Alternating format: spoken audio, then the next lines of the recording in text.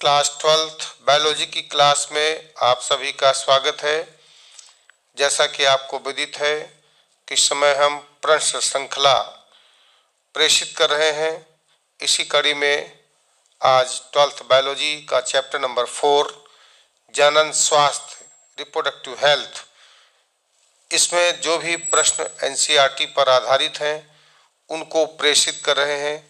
कृपया सभी प्रश्नों को ध्यान से सुनिएगा, समझिएगा और हमारे द्वारा बताए गए और प्रेषित उत्तरों को अपनी नोट्स कॉपी में अवश्य लिख लीजिएगा, क्योंकि बोर्ड एग्जामिनेशन में प्रश्न प्रायः एनसीईआरटी पर आधारित जो भी प्रश्न होते हैं उनको ज़्यादा कंसीडर किया जाता है। इसलिए एनसीईआरटी पर आधारित प्रश्नों को आपको भली भांति तैयार करना है। जैसा कि आप जानते हैं, जनन स्वास्थ्य से तात्पर्य सामान्यतः स्वस्थ जनन अंगों और उनके सामान्य कार्यों से संबंधित होता है।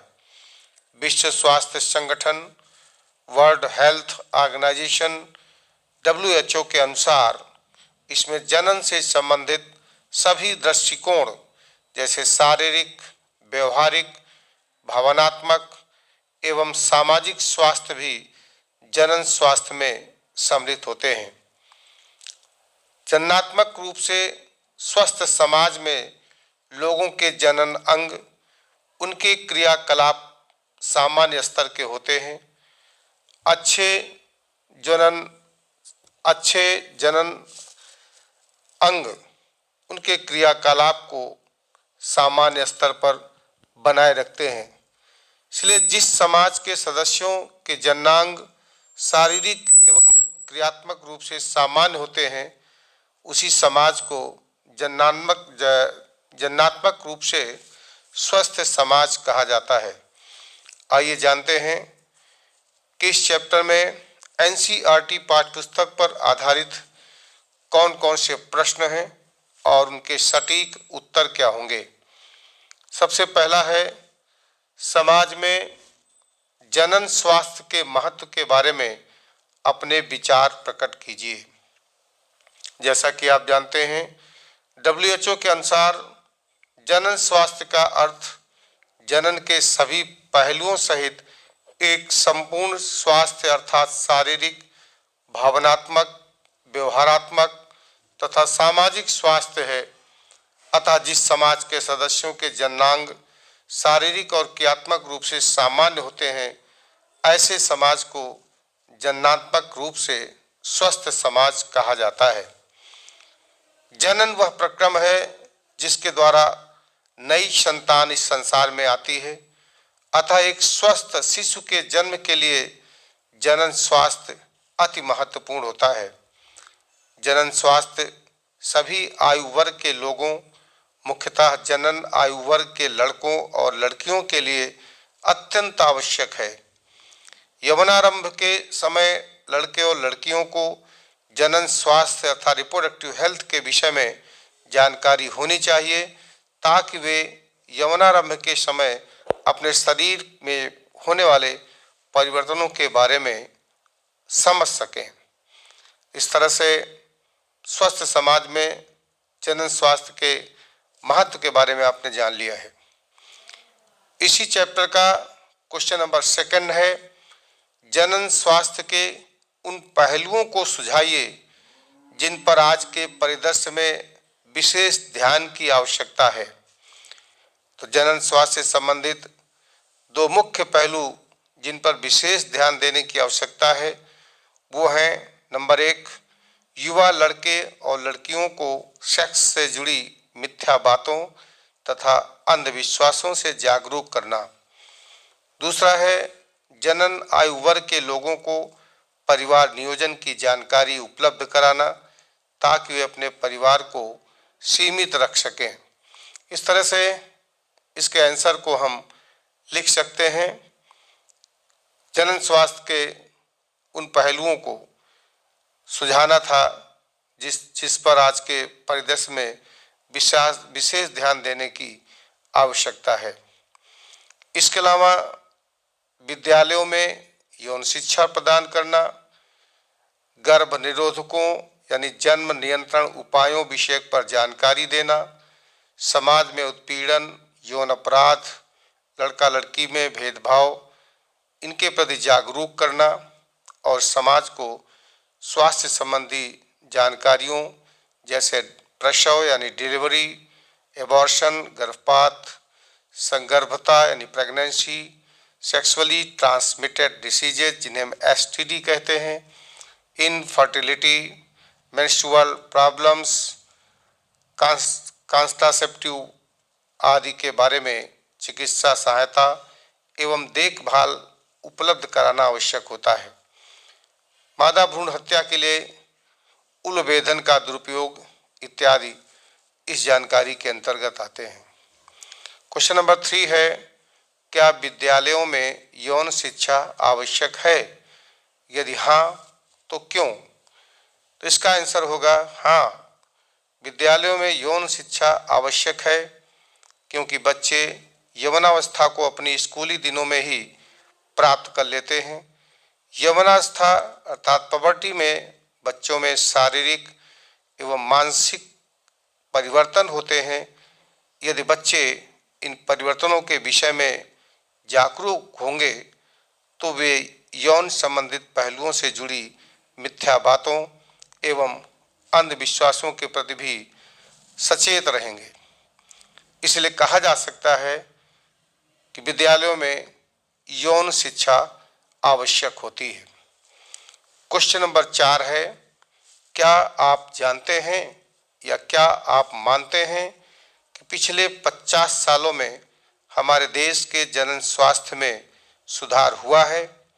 यदि हाँ तो इस प्रकार के सुधार वाले कुछ क्षेत्रों का वर्णन करिए, अर्थात ऐसे कौन से क्षेत्र हैं जिनमें सुधार हुआ है, इसके बारे में आपको इसमें बताना है। तो हम कह सकते हैं हाँ, पिछले 50 सालों में हमारे देश में जनन स्वास्थ्य में सुधार हुआ है।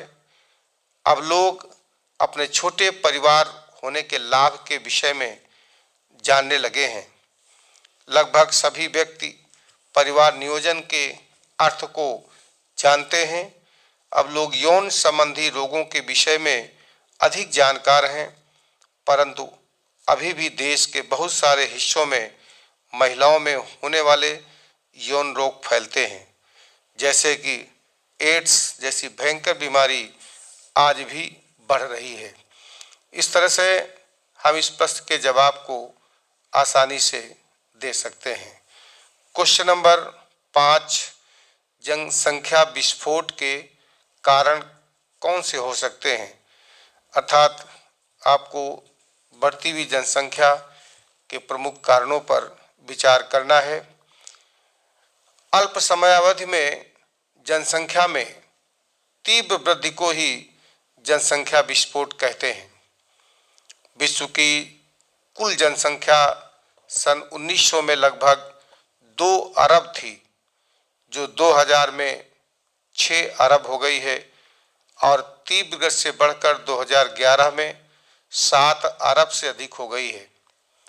हमारा देश भारत भी इस जनसंख्या वृद्धि में बराबर का भागीदार रहा है, क्योंकि स्वतंत्रता के समय 35 करोड़ जनसंख्या थी, किंतु आज भारत में 2011 की जनगणना के अनुसार अब 1 अरब 21 करोड़ से भी अधिक जनसंख्या है। आज विश्व का प्रत्येक 6वां व्यक्ति भारतीय है। 2011 के बाद अब 2022 चल रहा है। अनुमान लगा सकते हैं कि इस समय हमारे देश की जनसंख्या कितनी हो गई होगी। जनसंख्या विस्फोट के कारण रीजन्स ऑफ पॉपुलेशन एक्सप्लोजन के बारे में बात की जाए तो बहुत सारे कारण ऐसे हैं जो जनसंख्या विस्फोट के लिए उत्तरदायी होते हैं। उनमें से कुछ प्रमुख कारण हैं, जैसे कि कम आयु में विवाह यानी बाल विवाह, चाइल्ड मैरिज एक बड़ा कारण है। दूसरा, संयुक्त परिवार प्रणाली, ज्वाइंट फैमिली सिस्टम।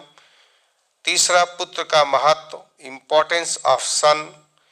चौथा, निरक्षरता या अशिक्षा, इलिटरेसी, अंधविश्वास, ब्लाइंड फेथ, लो लिविंग स्टैंडर्ड अर्थात निम्न सामाजिक जीवन स्तर, जन्म मृत्यु दर में असंतुलन, imbalance in natality and mortality, गर्म जलवायु, विवाह की अनिवार्यता, कंपल्सेशन ऑफ मैरिज और संतति विरोध का अल्पज्ञान, lack of knowledge of offspring retardation.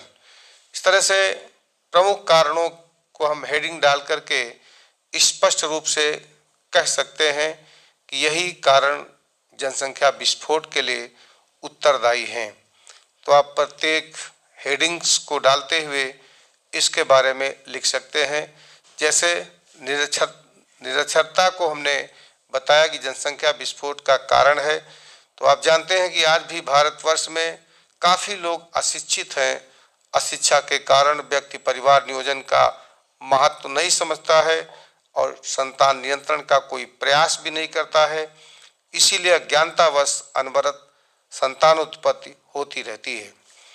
Question number 6 है, क्या गर्भ निरोधकों का उपयोग न्यायोचित है? कारण बताइए।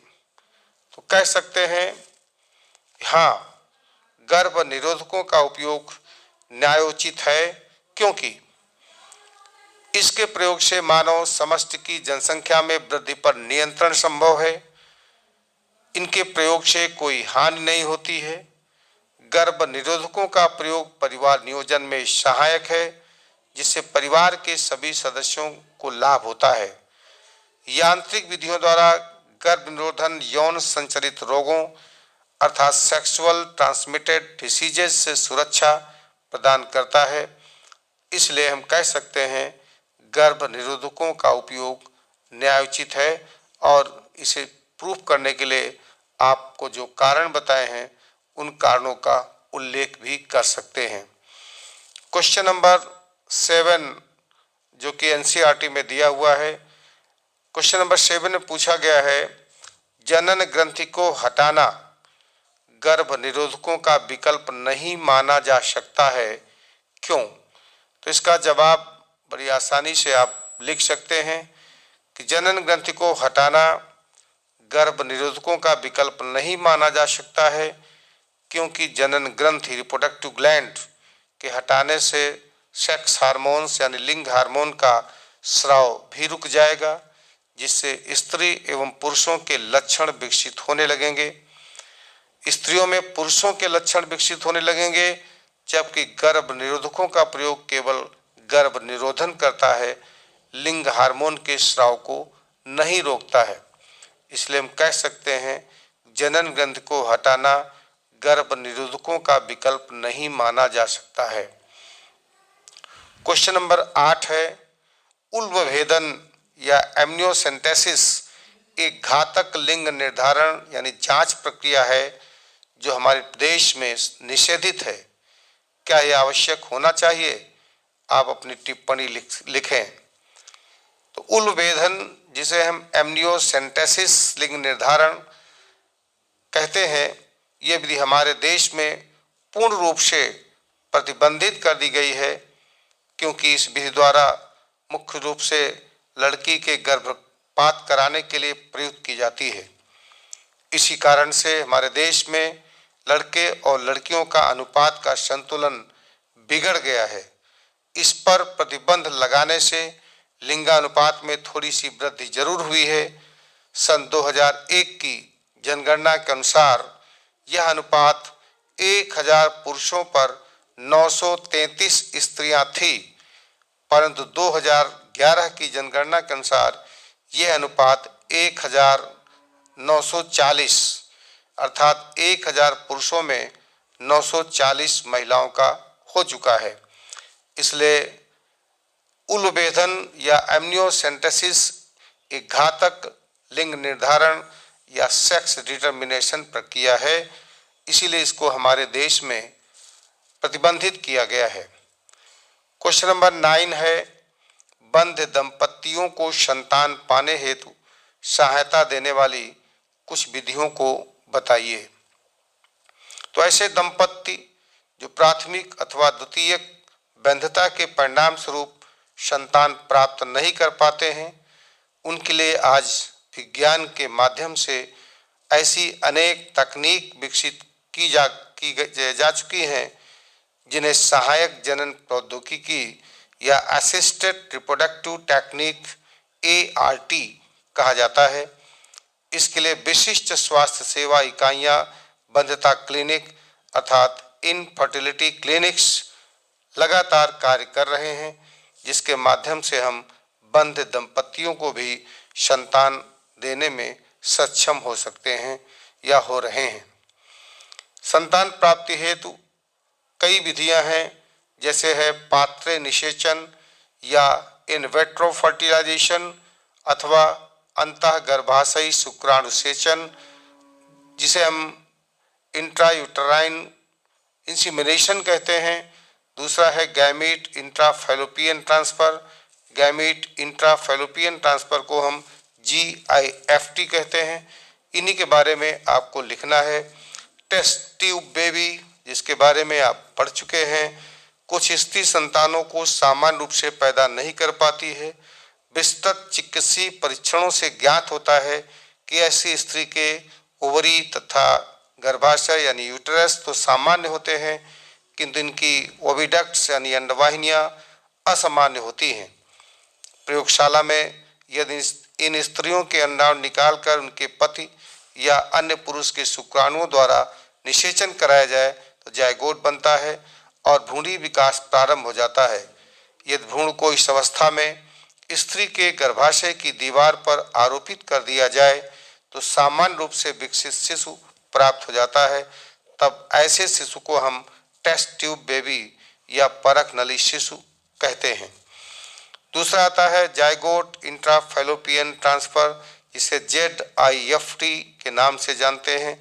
इस प्रक्रिया के अंतर्गत 8 ब्लास्टोमियर्स तक के भ्रूण को स्त्री की फैलोपियन ट्यूब्स में स्थानांतरित किया जाता है, जहां पर इसका भ्रूणी विकास प्रारंभ हो जाता है।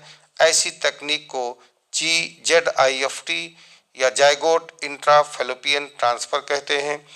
दूसरी विधि है इंट्रायूटराइन ट्रांसफ़र, जिसे हम IUT कहते हैं। इस प्रक्रिया के अंतर्गत 8 ब्लास्टोमियर से अधिक के भ्रूण को भ्रूणी परिवर्धन हेतु गर्भाशय में स्थानांतरित किया जाता है। इसके अलावा युग्मक अंतःडिंब वाहिनी स्थानांतरण, जिसे हम गैमेट इंट्राफैलोपियन ट्रांसफ़र या GIFT के नाम से जानते हैं।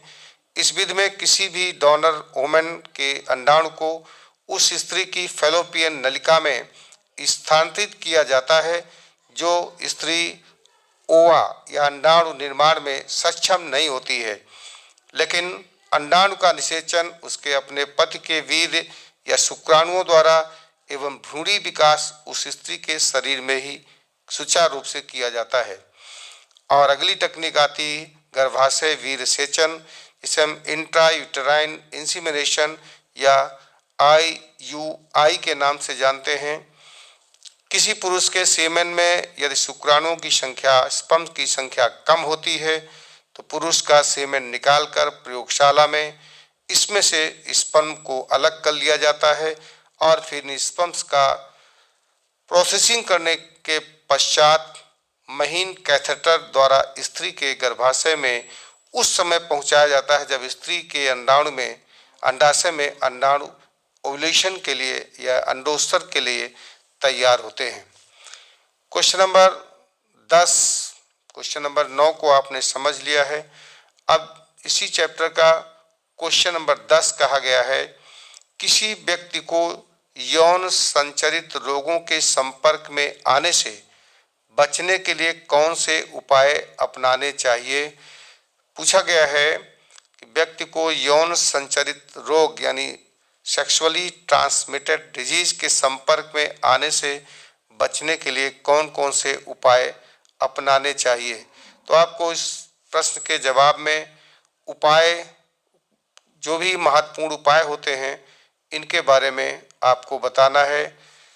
तो यौन संचरित, जिसे हम सेक्सुअली ट्रांसमिटेड डिसीज के नाम से जानते हैं, इससे बचने के लिए कई सारे उपाय हैं जिन्हें हम अपना करके इससे बच सकते हैं।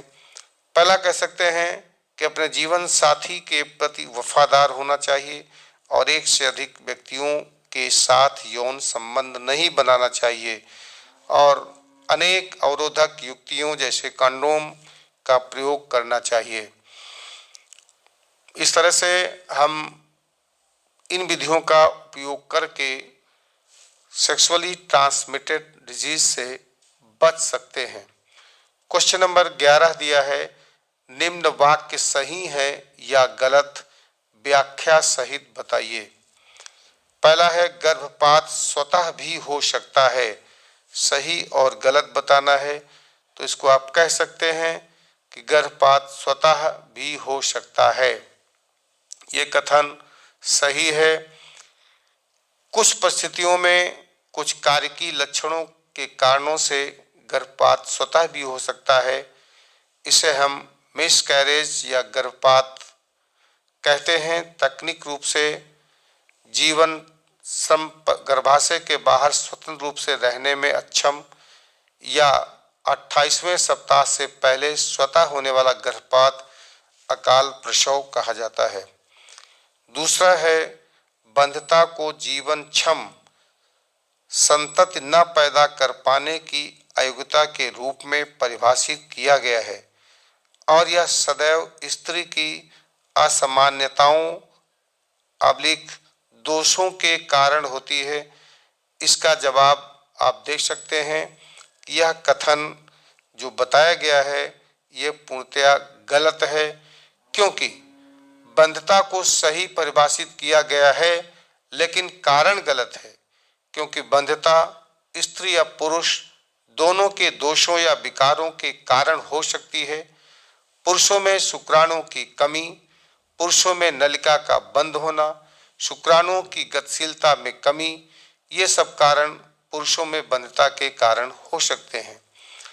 अगला दिया गया है, एक प्राकृतिक गर्भ निरोधक उपाय के रूप में शिशु को पूर्ण रूप से स्तनपान कराना सहायक होता है, सही है या गलत, इसका जवाब आपको देना है। तो इसको हम ये कह सकते हैं कि यह कथन सही है, क्योंकि शिशु को पूर्ण रूप से स्तनपान कराना गर्भ निरोधक उपाय है, क्योंकि शिशु को स्तनपान कराने से अंडोत्सर्ग नहीं होता है।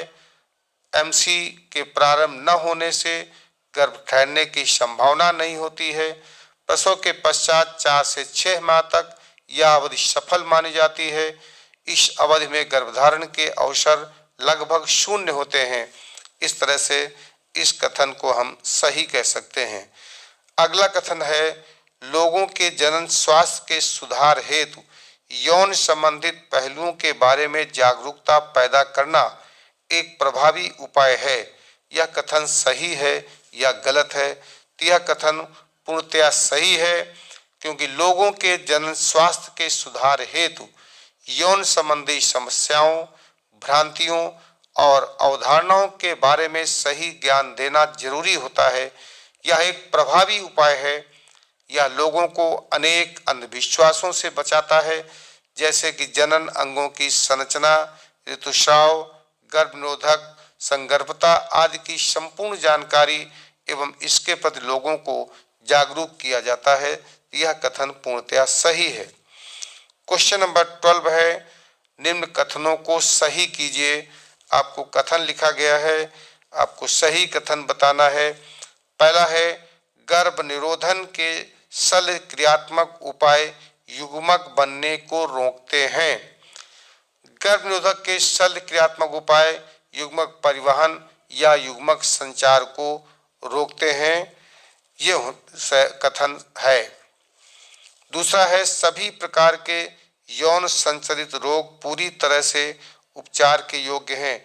इन कथनों को आपको ध्यान से पढ़ना और बताना है कि कथन जो लिखा है इसका सही कथन क्या होना चाहिए।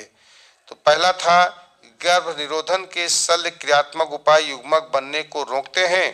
तो गर्भ निरोधक के शल्य क्रियात्मक उपाय युग्मक के पथ को रोकते हैं, ऐसा होना चाहिए। अगला था, सभी प्रकार के यौन संचालित रोग पूरी तरह से उपचार योग्य हैं। कुछ ऐसे यौन संचालित रोग हैं जो पूरी तरह से उपचार के योग्य हैं। सभी प्रकार के यौन संचालित रोग उपचार के योग्य नहीं हैं। तीसरा है, ग्रामीण महिलाओं के बीच गर्भ निरोधक के रूप में गोलियों, जिन्हें पिल्स कहते हैं, बहुत अधिक लोकप्रिय हैं। तो इसका कथन ये होना चाहिए कि शिक्षित शहरी महिलाओं के बीच गर्भ निरोधक के रूप में गोलियां बहुत अधिक लोकप्रिय हैं। अर्थात ये ग्रामीण और शहरी दोनों क्षेत्रों में गर्भ निरोधक गोलियां लोकप्रिय हैं, परंतु यह जागरूकता की कमी से एवं अशिक्षा के कारण अभाव में ग्रामीण क्षेत्रों में कम लोकप्रिय हैं। ईटी तकनीकों में भ्रूण को सदैव गर्भाशय में स्थानांतरित किया जाता है। ईटी, जिसे हम एम्ब्रियो ट्रांसफर के नाम से जानते हैं, इसमें भ्रूण अगर 8 ब्लास्टोमियर की संख्या से अधिक है तो भ्रूण को गर्भाशय में स्थानांतरित किया जाता है। अर्थात ईटी यानी एम्ब्रियो ट्रांसफर तकनीकों में केवल 8 कोश की अवस्था से अधिक कोशिका वाले भ्रूण को गर्भाशय में स्थानांतरित किया जाता है। तो इस प्रकार से इस चैप्टर जनन स्वास्थ्य रिप्रोडक्टिव हेल्थ में आपकी पाठ्यपुस्तक में एनसीईआरटी के 12 प्रश्न थे। उन 12 प्रश्नों के जवाब हमने देने का प्रयास किया है। आशा है आप हमारे द्वारा बताए गए सभी जवाबों से संतुष्ट होंगे और आप इन जवाबों को अपनी उत्तर पुस्तिका में अवश्य लिख लेंगे, क्योंकि यह प्रश्न श्रृंखला जिसको हम चैप्टर वाइज प्रेषित कर रहे हैं, जिसमें प्रमुख रूप से एनसीईआरटी पर आधारित प्रश्न और उनके उत्तर आपको प्रेषित किए जा रहे हैं, अत्यंत महत्वपूर्ण साबित होंगे। बहुत बहुत धन्यवाद।